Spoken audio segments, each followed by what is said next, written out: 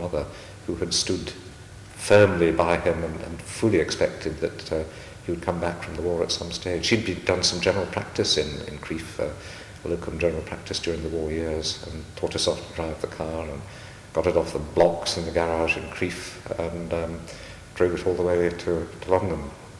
So, and then he came back, which was marvellous. Your mother was an addition to the family of medical then. She was, that's right. She must have been one of the earlier ladies to study medicine.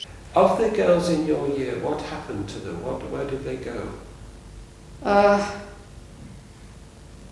Most of them, I suppose, got married, but a lot of them, and therefore they didn't practice medicine so much afterwards. Not many of them did.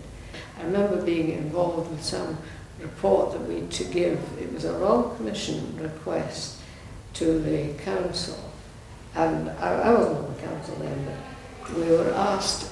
I was asked to chair this committee, and it was on women and getting married, married women training them back to medicine, and what did we think about it all, about the plight of women, if you like, a married woman now. What? Had you any vision about what would happen? Did you have a... I never thought it'd be like this now with equality.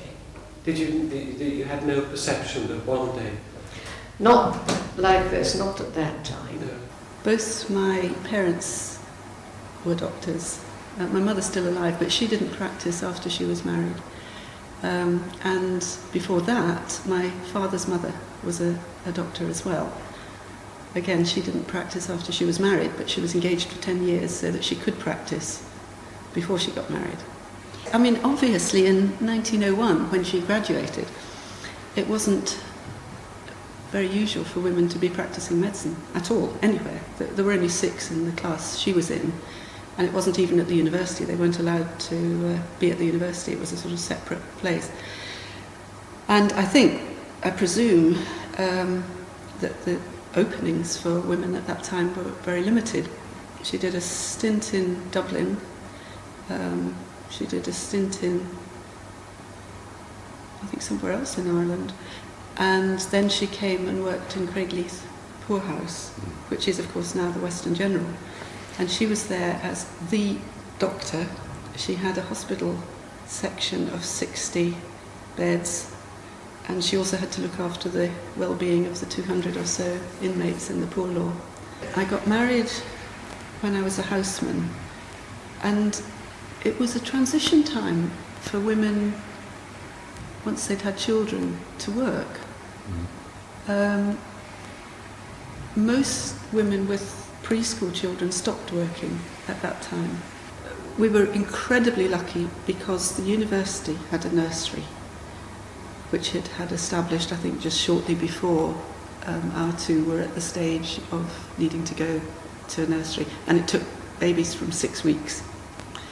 So we used that for the preschool period, and it ran all through the year. It only had Christmas holidays, I think it started about 8:30 in the morning and it went through till 6. So it was an amazing service, and I couldn't have done what I did without it.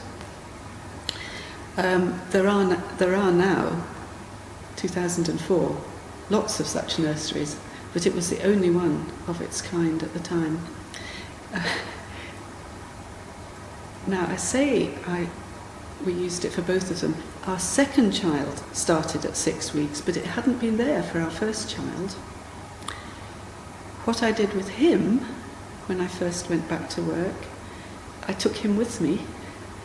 I took him to the lab. I kept a pram there on the balcony of the virus lab, and he spent most of his day asleep, but I was still feeding him.